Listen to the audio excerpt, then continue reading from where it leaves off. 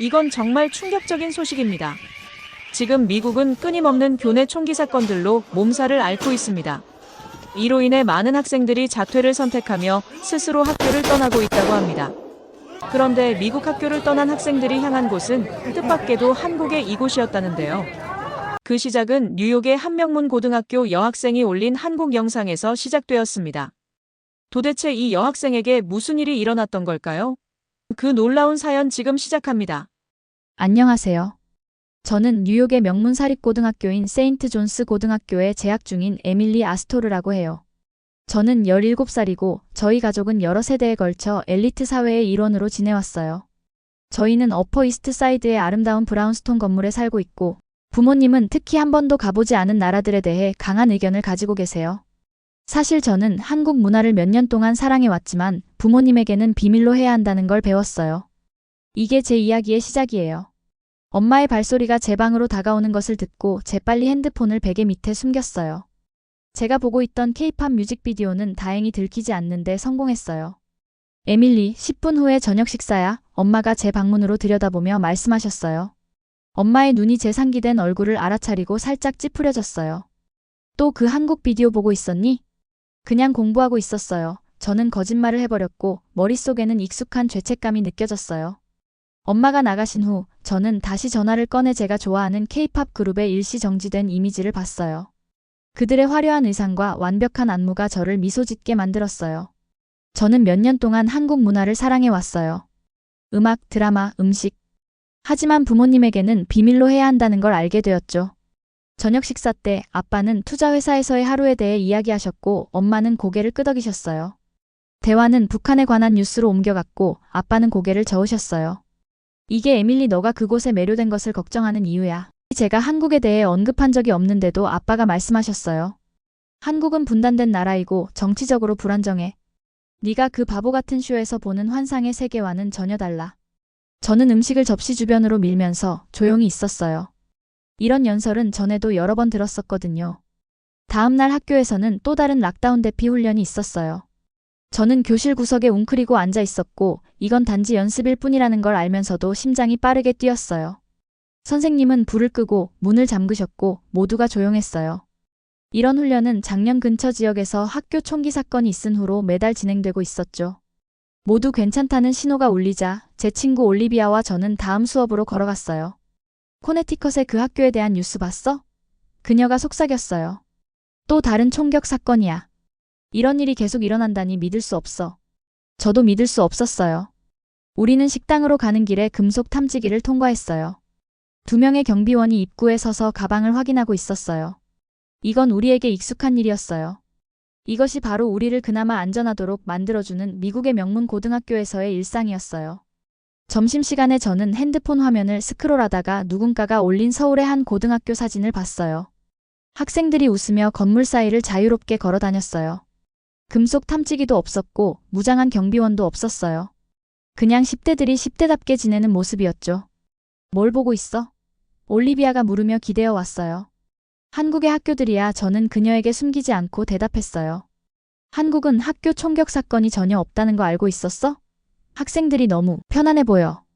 그날 밤 저는 주인공이 놀라운 시설을 갖춘 고등학교에 다니는 한국 드라마를 봤어요. 학교의 식당 음식은 레스토랑 수준으로 보였고 교실에는 온갖 최신 기술들이 있었어요. 그리고 어떤 학생도 두려워하는 것 같지 않았어요.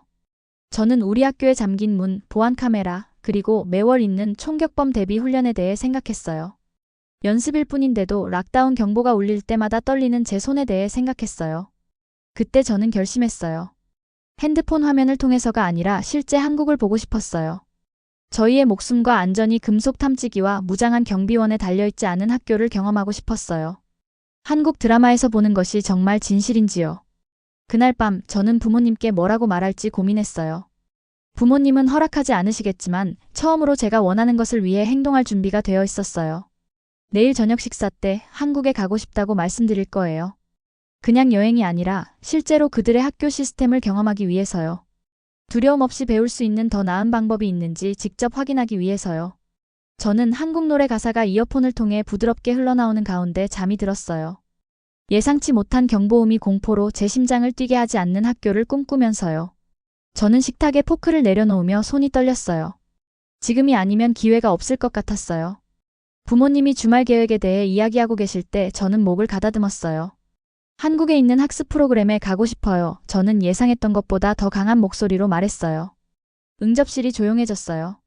아빠의 포크가 입으로 가는 중간에 멈췄고 엄마의 눈은 충격으로 커졌죠. 절대 안 돼. 아빠가 포크를 딸그랑 소리와 함께 내려놓으며 말씀하셨어요. 한국은 네가 그 바보 같은 뮤직비디오에서 보는 것과 전혀 달라. 아직도 전쟁에서 회복 중인 분단 국가야. 엄마는 고개를 끄덕이며 덧붙이셨어요. 거기 교육 시스템은 그냥 시험 공장일 뿐이야. 학생들은 스스로 생각하는 법을 배우지 못해.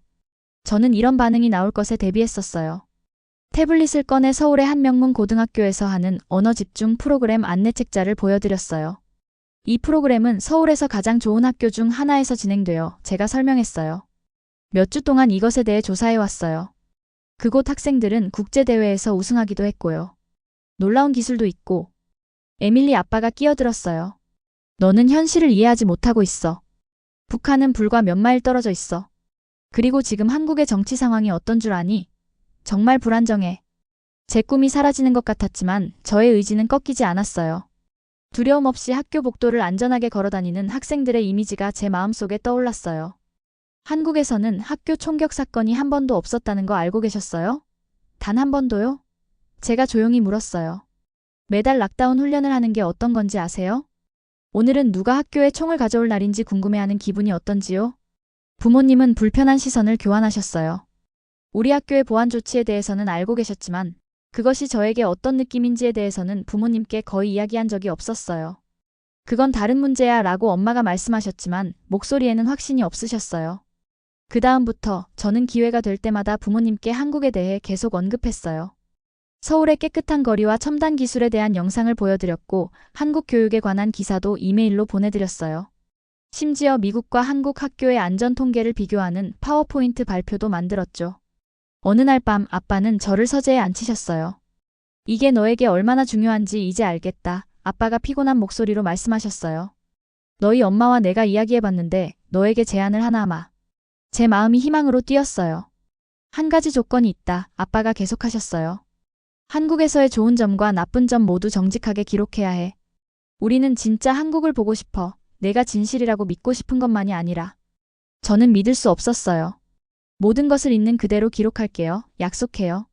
아빠는 고개를 끄덕이셨어요. 프로그램은 6주 동안이야.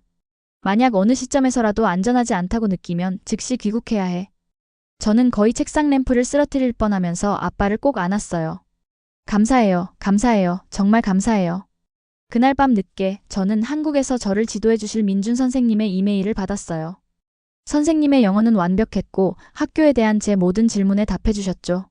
그분은 그들의 고급 수학 프로그램과 국제 학생들을 위해 계획된 문화 활동에 대해 이야기하셨어요. 우리의 교육 시스템을 보여드릴 수 있기를 기대합니다. 선생님이 쓰셨어요. 아마도 우리는 서로의 문화 안에서 배울 수 있을 것입니다. 출발 날짜가 가까워질수록 두려움도 조금씩 생겼어요. 만약 부모님 말씀이 맞다면? 만약 한국이 제가 상상하는 것과 다르다면? 만약 제가 언어 소통의 문제로 새 학교에 적응하지 못한다면? 비행기 타기 전날 밤 저는 보안 스캔을 위한 바코드가 있는 학교 아이디 카드를 보면서 가방을 챙겼어요. 저는 내일 부모님이 평생 동안 저에게 위험하다고 말하셨던 곳으로 태평양을 가로질러 떠나는 여정에 대해 생각했어요. 저는 겁이 났어요. 하지만 또한 그 어느 때보다 더 설렜죠. 한국에서 무슨 일이 일어나든 적어도 저는 진실을 알게 될 거예요. 그리고 어쩌면 정말 어쩌면 제가 찾고 있던 것을 발견할지도 모르겠어요. 두려움의 그림자 없이 배움이 이루어지는 학교요. 16시간 비행 끝에 저는 드디어 인천국제공항에 도착했어요. 다리는 뻣뻣했고 긴 비행으로 눈은 무거웠어요. 비행기 문이 열리고 저는 새로운 세계로 발을 내딛었죠. 공항은 제가 예상했던 것과 전혀 달랐어요. 번쩍이는 바닥이 위에 밝은 조명을 반사하며 깨끗하게 빛나고 있었어요. 사람들은 질서 있게 줄을 서서 움직였고요. 뉴욕에 있는 JFK 공항처럼 사람들이 밀치거나 떠미는 일은 없었어요. 무거운 캐리어를 출구 쪽으로 끌고 가는데 무언가가 제게 다가왔어요. 로봇이었어요. 화면에 친근한 디지털 얼굴이 있는 진짜 로봇이었죠. 인천국제공항에 오신 것을 환영합니다. 짐 운반을 도와드릴까요? 로봇이 완벽한 영어로 말했어요. 너무 놀라서 그냥 고개를 끄덕였어요. 로봇에 제 캐리어를 싣고 목적지를 입력했어요. 그러자 로봇은 제가 따라오기를 기다렸어요. 저는 스스로를 꼬집어 봤어요. 이게 현실일 리 없어. 아빠는 항상 한국이 낙후되고 저개발 상태라고 말씀하셨는데 이 공항은 마치 미래에 온 것 같았어요. 짐을 찾은 후 또래로 보이는 소녀가 제 이름이 적힌 팻말을 들고 있는 것을 봤어요. 그녀는 단정한 포니테일로 묶은 긴 생머리와 따뜻한 미소를 지니고 있었는데 그 미소 덕분에 저는 환영받는 느낌을 받았어요. 에밀리? 안녕. 난 지민이라고 해. 한국에 온 걸 환영해. 그녀가 열정적으로 손을 흔들며 말했어요. 민준 선생님이 학교로 데려오라고 나를 보냈어. 지민이는 서울로 가는 세련되고 조용한 버스에 저를 태워주었어요. 학교로 이동하는 동안 저는 제가 보는 것에 놀라 창문에 얼굴을 바싹대고 있었어요. 고속도로는 깨끗하고 잘 관리되어 있었고요. 차들은 새 것처럼 보였고 비싸 보였어요. 멀리서는 서울의 스카이라인을 이루는 높고 현대적인 건물들이 보였죠. 버스가 학교 근처의 정류장에 멈췄고 저희는 버스에서 내려 학교로 걸어갔어요. 한국에 처음 온 거야? 지민이가 제 놀란 표정을 재미있게 지켜보며 물었어요. 응, 정말 예상과 다르네. 저는 부모님의 경고를 떠올리며 말했어요. 뭘 예상했는데? 그녀가 호기심 어린 표정으로 물었어요. 저는 부모님이 한국에 대해 위험하고 불안정하다고 묘사했다는 것을 그녀에게 말하고 싶지 않았어요.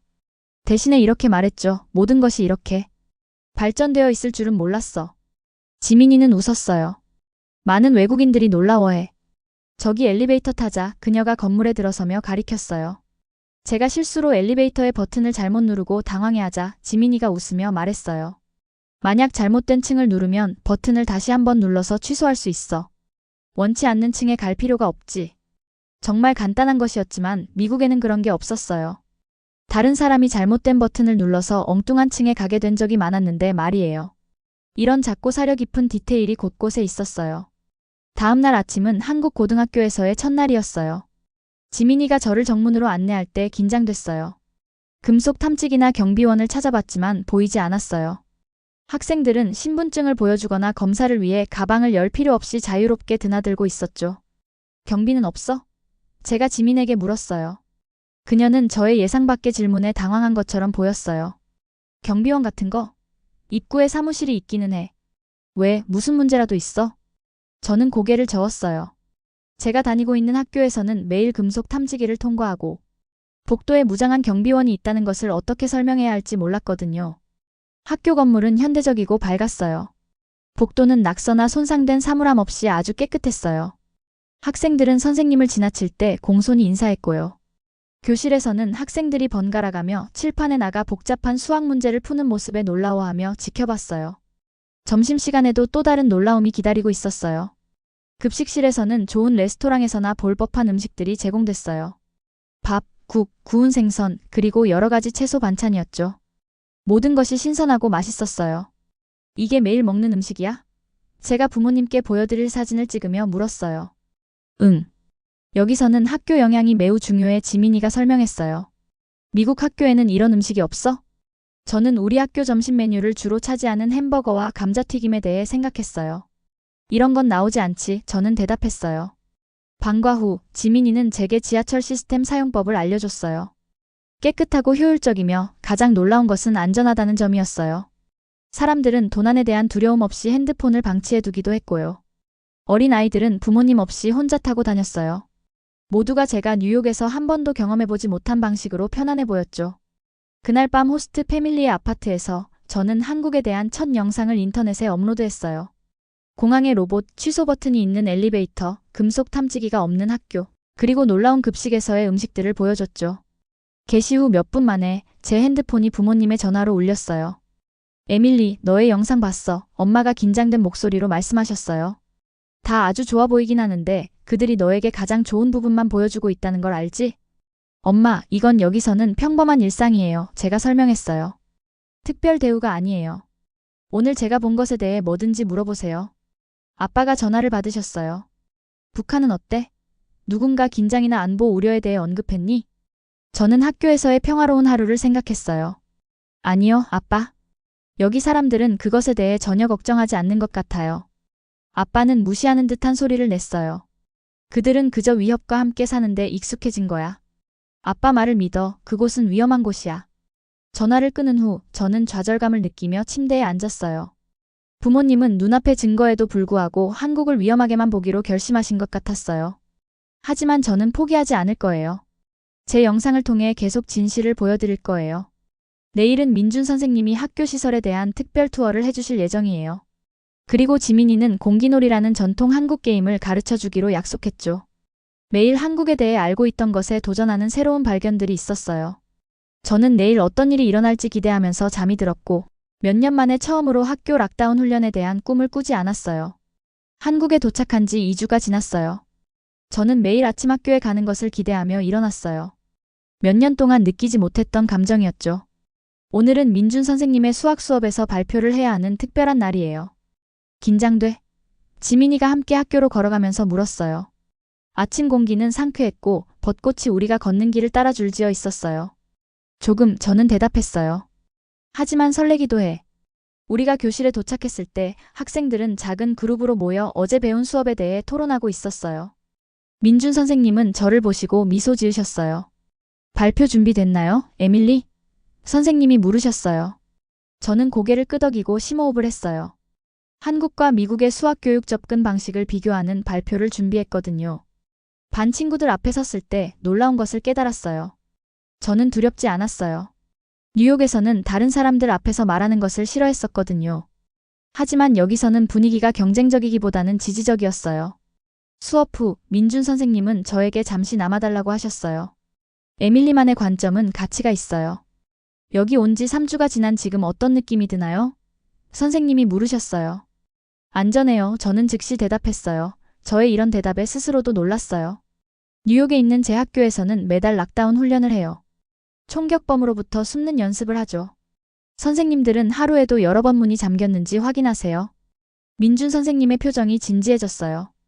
그럼 여기서는요? 선생님이 물으셨어요. 여기서는 아무도 그런 걱정을 하지 않아요. 학생들은 살아남는 것이 아니라 배우는 데 집중하고 있어요. 제 목소리가 예상치 못하게 갈라졌어요. 그 끊임없는 두려움이 저에게 얼마나 깊은 영향을 미쳤는지 그것의 부재를 경험하기 전까지는 깨닫지 못했었어요.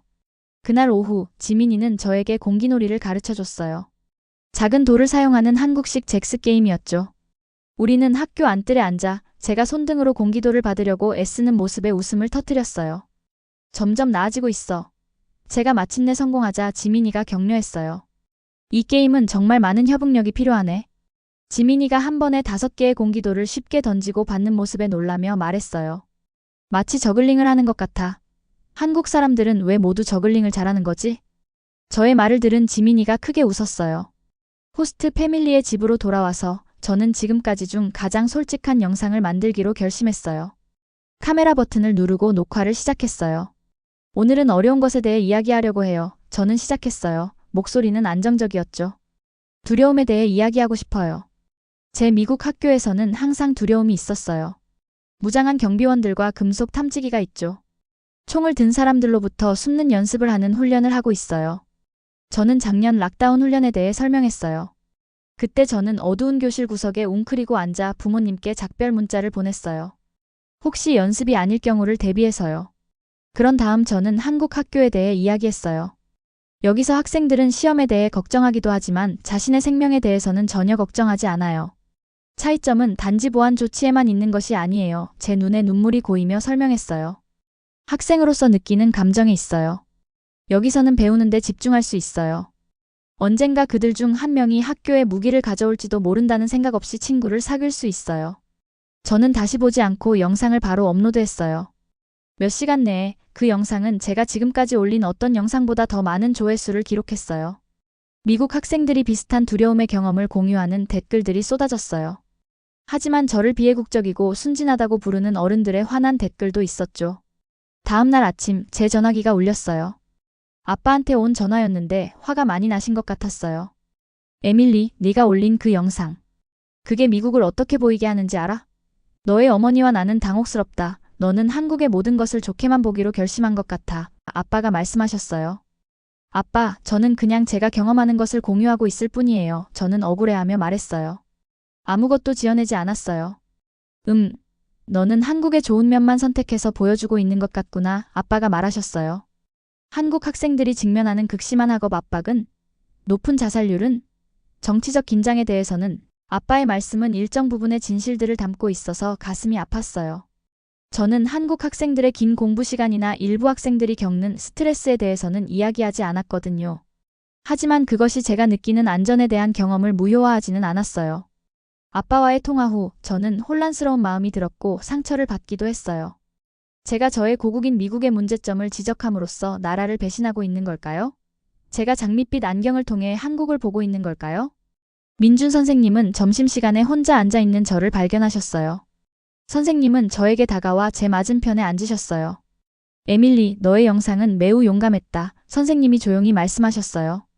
하지만 완벽한 나라는 없다는 것을 기억했으면 좋겠어요. 한국에도 많은 도전 과제가 있어요. 부모님은 제가 미국에 불공정하다고 생각하세요. 저의 생각을 솔직히 말씀드렸어요. 아마도 어느 나라가 더 나은지 비교하는 대신 각각의 나라에서 서로에게서 배울 수 있는 것에 집중하는 것이 좋을 것 같네요. 선생님이 제안하셨어요. 에밀리에게는 특별한 능력이 있어요. 그것을 벽이 아닌 다리를 만드는 데 사용하세요. 선생님의 말씀은 제게 명쾌한 해답을 주신 것 같았어요. 그날 저녁 저는 안전에 대한 제 요점을 유지하면서도 한국 교육의 도전 과제를 인정하는 새로운 영상을 만들었어요. 저는 두 시스템 모두 강점과 약점이 있다고 언급했어요. 저는 어느 곳에도 완벽한 정답은 없다고 생각해요. 영상의 결론을 내렸어요. 하지만 저는 모든 곳의 학생들이 두려움 없이 배울 자격이 있다는 것은 확실하다고 생각해요. 아마도 우리의 경험을 공유함으로써 우리는 양국 모두에게 있어 더 나은 학교를 만들 수 있을 거예요. 이 영상에 대한 반응은 이전 영상들과는 달랐어요. 더 사려 깊은 토론들, 더 적은 비난 댓글들이 달렸어요. 미국 교사들이 한국 교육 방식에 대해 묻기 위해 저에게 연락해 왔어요. 한국 학생들은 그들이 동경하는 미국 교육의 측면에 대해 댓글을 달았어요. 그날 밤 지민이한테 전화가 왔어요. 괜찮아? 내 영상 둘 다 봤어. 지민이가 말했어요. 응, 괜찮아. 저는 대답했어요. 그냥 이렇게 복잡해질 줄은 몰랐어. 너는 두 세계 사이에 다리를 만들고 있어. 지민이가 말했어요. 그건 결코 간단하지 않지. 잠이 들면서 저는 중요한 것을 깨달았어요. 저는 한국의 교육 시스템에 대해 배우기 위해 왔지만 저는 훨씬 더 깊은 것을 배우고 있었어요. 다른 사람들이 그어놓은 경계를 넘어서 보는 방법이요. 그리고 그것이 아마도 가장 가치 있는 교훈일 거예요. 한국에서의 마지막 주가 너무 빨리 다가왔어요. 처음 왔을 때는 6주가 긴 것처럼 느껴졌는데 지금은 순식간에 지나간 것 같았어요. 저는 학교 근처 좋아하는 카페에서 지민이와 함께 앉아 이야기를 나누고 있었어요. 하지만 저희 둘 다 저의 임박한 출국 날짜에 대해서는 이야기하지 않으려고 노력했어요. 너한테 줄 게 있어. 지민이가 작은 상자를 건네주며 말했어요. 안에는 공기놀이를 할 수 있는 5개의 알록달록한 공기돌이 담겨 있었어요. 다음에 만나면 날 이길 수 있게 연습하고 있어. 그녀는 미소를 짓고 있었지만 저는 그녀의 눈에 슬픔이 보였어요. 오늘 밤 저는 부모님과 귀국에 대해 논의하기 위해 영상통화를 예약했어요. 호스트 패밀리의 거실에서 노트북을 설치하면서 저는 긴장하고 있었어요. 부모님과 저는 제가 머무는 동안 팽팽한 대화를 나눴지만 지난주에는 뭔가 달라졌어요. 부모님은 다른 질문들을 하기 시작하셨죠. 더 호기심 많고 덜 무시하는 태도로요. 화면에 부모님 얼굴이 나타났을 때 저는 뭔가 새로운 것을 알아챘어요. 엄마의 평소 걱정스러운 표정이 부드러워졌어요. 그리고 아빠는 찡그리고 있지 않았고요. 우리는 내 최근 영상들을 다 봤어. 엄마가 말씀하셨어요. 학교 기술 실험실에 관한 영상은 매혹적이었어. 너희 아빠와 나는 너의 한국 생활에 대해 이야기를 나누었어. 엄마가 말을 이어가셨어요. 우리가 한국에 대한 견해에서 불공정했을 수도 있겠다. 아빠가 고개를 끄덕이셨어요. 에밀리, 네가 보내준 안전 통계는 놀랄만한 수치였다. 그리고 네가 수학 선생님과 한 교육 철학에 관한 인터뷰. 그것은 우리를 더 깊이 있는 생각을 하게 만들었어. 저는 제가 듣고 있는 것을 거의 믿을 수 없었어요. 이분들이 위험하고 낙후된 한국에 대해 저에게 경고하셨던 그 부모님과 같은 분들 맞나요? 에밀리, 너에게 제안하고 싶은 것이 있다. 아빠가 앞으로 몸을 기울이며 말씀하셨어요. 네가 관심 있다면 우리는 너의 한국 체류 기간을 연장하는 것을 고려해 볼 수 있어. 아마도 한 학기 전체도 가능할 거야. 제 마음이 뛰었어요. 정말이세요? 네가 집에 오면 세부 사항을 논의할 수 있을 거야. 엄마가 덧붙이셨어요. 우리는 진지하게 고민해보고 결정했단다. 다음 날 저는 민준 선생님을 만나 이 소식을 말씀드렸어요. 우리는 학교에 벚꽃 안뜰을 거닐었는데 이제 꽃이 만개하고 있었어요. 놀랍지 않네요. 선생님이 말씀하셨어요. 에밀리는 훌륭한 문화대사였어요. 에밀리는 우리 한국의 교육 시스템에 대해 배우기만 한 것이 아니라 다른 사람들이 그것을 명확하게 볼 수 있도록 도왔어요. 저는 완벽한 학교를 찾을 것이라고 생각하며 여기 왔어요. 차분히 말했어요. 하지만 제가 발견한 것은 더 중요한 것이었죠. 그게 무엇이었나요? 선생님이 물으셨어요. 비록 그의 미소는 이미 알고 있다는 것을 암시했지만요. 어떤 것도 완벽하지 않지만 우리는 서로에게서 배울 수 있다는 거예요. 안전하다고 느끼는 것은 사치가 아니라 모든 학생들이 누려야 할 권리라는 것을요. 마지막 날 반 친구들이 깜짝 송별회를 열어주었어요. 친구들은 제 영상들이 어떻게 미국에 대한 그들의 인식을 바꾸었는지에 대한 이야기들을 나눴어요. 일부 친구들은 미국에서 학교 생활을 경험해보고 싶다는 이야기를 하기도 했어요. 지민이가 저를 공항버스 정류장까지 데려다주면서 저희는 그녀가 다음 여름에 뉴욕을 방문하는 계획을 세웠어요. 미국 전통 게임에 대해 가르쳐주겠다고 약속해 그녀가 저를 꽉 안으며 말했어요. 네가 온라인으로 나랑 공기놀이 연습을 계속해준다면 저는 눈물을 참으며 대답했어요. 집으로 가는 비행기에서 저는 지난 6주 동안의 사진들을 스크롤하며 보았어요. 인천공항의 로봇, 제 첫 한국 식사, 지민이가 저에게 공기놀이를 가르쳐주는 모습, 민준 선생님의 수학 수업, 미국 점심을 부끄럽게 만드는 학교 식당 음식들이요. 미국의 많은 친구들이 제 영상을 보고 공감했어요. 이후 저처럼 한국 학교 체험 프로그램에 지원하거나 아예 다니던 학교를 자퇴하고 유학을 떠나는 학생들이 많아지게 되었어요. 미국 내 고등학교에서 한국으로의 유학을 떠난다는 것은 꽤 충격적인 소식이었죠. 저는 또한 제 영상에 대한 댓글들을 보았어요. 어떻게 더 안전한 학교를 만들 수 있는지 묻는 미국 학생들, 미국 교육의 긍정적인 측면에 대해 호기심을 가진 한국 학생들, 양국의 부모님들이 사려 깊은 토론에 참여하는 댓글들이었어요. 뉴욕에 착륙했을 때 엄마와 아빠가 터미널에서 기다리고 계셨어요. 부모님의 포옹은 이전과 다른 느낌이었어요. 마치 새로운 사람을 환영하는 것 같았죠. 그리고 아마도 그럴 거예요. 저는 6주 전에 떠났던 그 에밀리가 아니었으니까요. 다음 날 아침 저는 학교 교장 선생님의 이메일 알람 소리에 잠에서 깼어요. 그녀는 제 영상들을 보았고 저에게 학교 이사회에 한국 교육에 대한 발표를 해달라고 요청하셨어요. 당신의 관점은 안전과 학습 모두에 대한 우리의 접근 방식을 개선하는 데 도움이 될 수 있을 것입니다. 캐리어를 풀면서 저는 지민이에게서 받은 5개의 작은 공기도를 제 책상 위에 올려놓았어요. 그것들은 단순한 게임 도구 이상이었어요. 제가 지나온 여정과 이제 막 시작되는 여정을 상기시켜주는 것이었죠. 저는 두려움을 탈출하고 더 나은 것을 찾기 위해 한국으로 떠났어요. 그리고 저는 더 가치 있는 것을 가지고 돌아왔어요. 변화가 가능하다는 것과 때로는 그것이 경계를 넘어 다리를 만들려는 한 사람으로부터 시작된다는 것을요. 내일 저는 학교 이사회에서 발표할 거예요. 저는 그들에게 제 영상을 보여주고 제 경험을 공유하고 한국에서 배운 것으로부터 영감을 받은 변화를 제안할 거예요. 일부는 반대할 거예요. 또 다른 사람들은 저의 말에 경청할 거고요. 하지만 그들 모두는 다른 방식을 본 사람의 목소리를 들을 것이고 두려움이 교육의 일부가 되어서는 안 된다는 사람의 목소리를 말이죠. 한국으로의 여정은 끝났지만 제 진짜 여정은 이제 막 시작되고 있었어요. 오늘의 사연은 여기까지입니다. 오늘의 사연 재미있게 보셨다면 좋아요와 구독 꼭 부탁드립니다.